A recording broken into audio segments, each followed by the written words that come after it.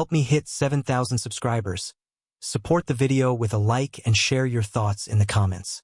I read everyone. Thank you. I never thought a single day could erase everything I believed about my life.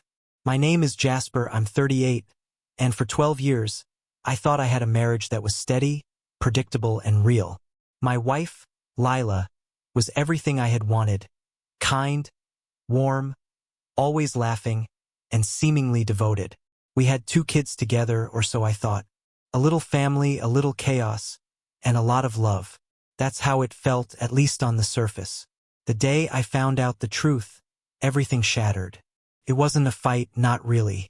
There was no shouting, no dramatic confrontation. It was a medical report, a piece of paper that burned holes straight through my chest.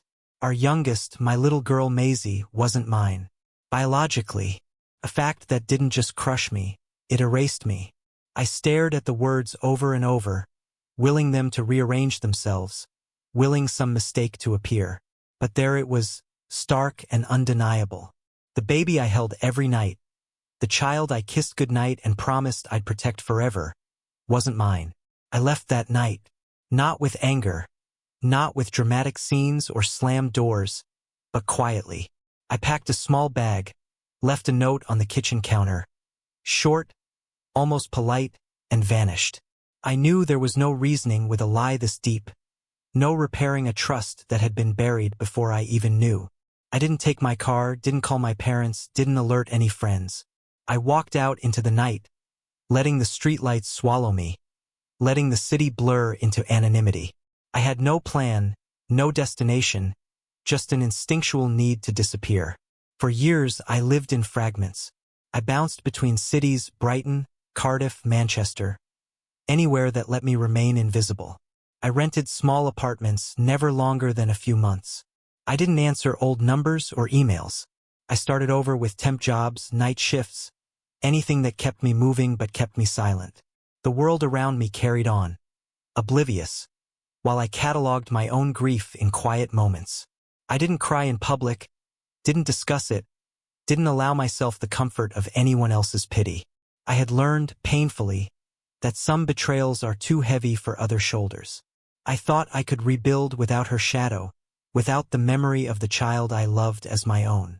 But there's a part of me that no matter how far I ran, never stopped noticing. Every birthday notification, every holiday, every picture of Maisie online felt like a knife twisting in a wound that refused to heal.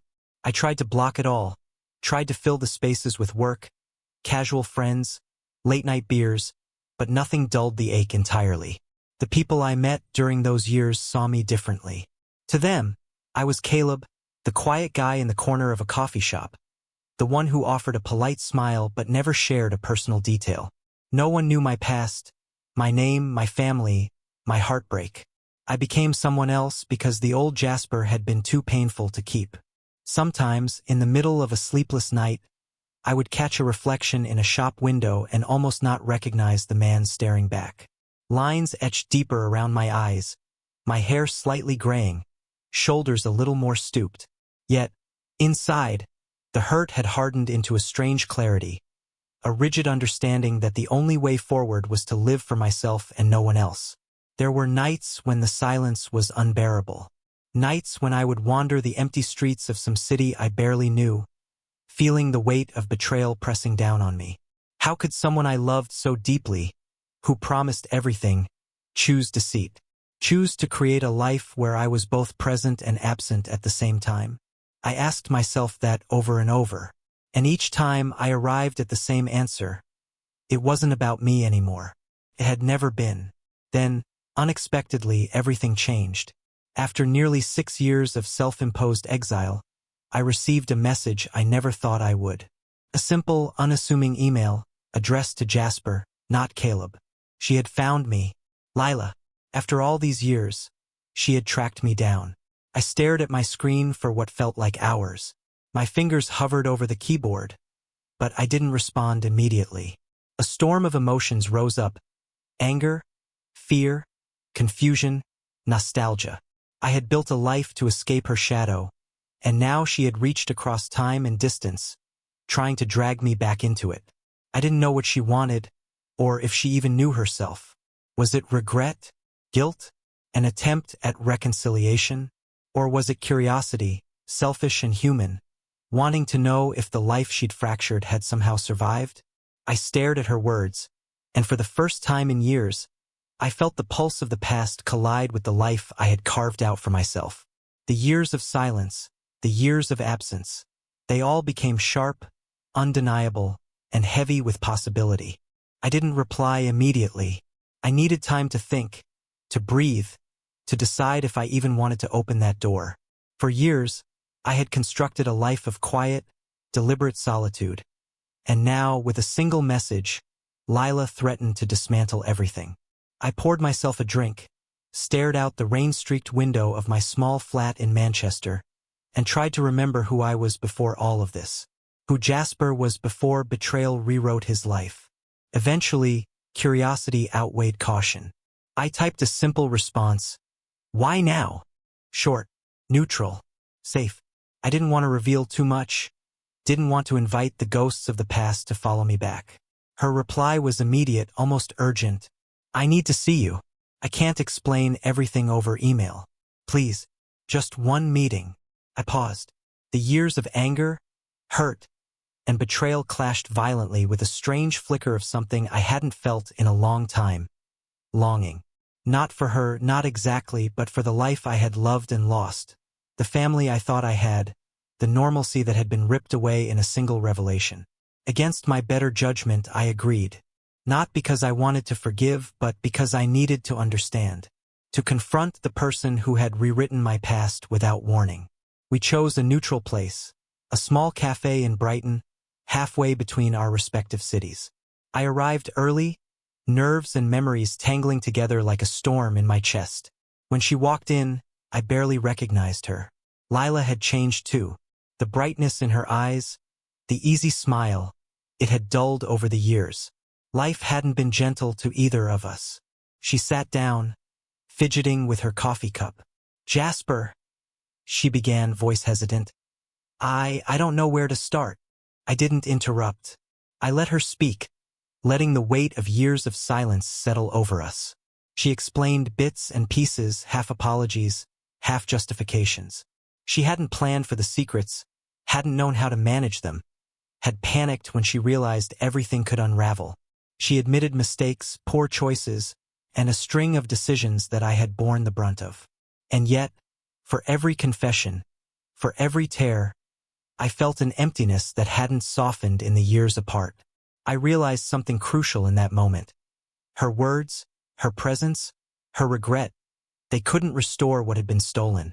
They couldn't give me back the years I had lost to absence, to doubt, to wandering through cities that didn't know my name. I told her this, calmly, without raising my voice, without theatrics. You didn't just take away a child. You took a part of me I can't reclaim. I don't know if I'll ever forgive that. She nodded, understanding in her own way, though grief lingered on her face. And that was when the strangest thing happened. A shift. Not forgiveness, not reconciliation, but a recognition of mutual loss. Of years spent in isolation, living lives carved from pain. I never stopped thinking about you, she admitted quietly. Or about us, about Maisie. I closed my eyes briefly, letting that sink in. It was true, I had thought about them too. Not with longing for a past life, but with a quiet ache that never entirely healed. And now, faced with her truth, the reality of our fractured lives, I understood. Some bonds don't disappear, even when betrayal tries to sever them. For the next few hours, we talked, not about what we could have been, but about what we had lost. We spoke of choices, of mistakes, of roads we had taken that couldn't be retraced. And through it all, a strange clarity emerged. I could leave. I could walk away and never look back. Or I could choose something entirely unexpected. To acknowledge the past, accept the scars, and see if some semblance of connection could survive. Not for love as it had been, but for closure, for honesty, for a fragile, honest friendship. When I finally stood to leave, the cafe had emptied around us. She reached out, not for an apology, not for reconciliation, but for understanding. A single handshake, firm and unpretentious. "Take care of yourself, Jasper," she said. I nodded, a quiet smile forming, not for her, not for the child I thought was mine, but for myself. The years of wandering, of pain, of absence, they had brought me here, to a place where I could finally breathe. I had vanished for years, lost to the shadow of betrayal, but I had returned whole in my own way. And as I stepped into the evening light, the city buzzing quietly around me, I realized something profound. Sometimes, vanishing is not an escape, but a reclaiming. A chance to rebuild yourself, not for anyone else, but for the one person who matters most, you. I didn't know if I would see Lila again, or if Maisie would ever understand the choices we had all made. But for the first time in years I felt peace. And that peace, fleeting as it might be, was enough.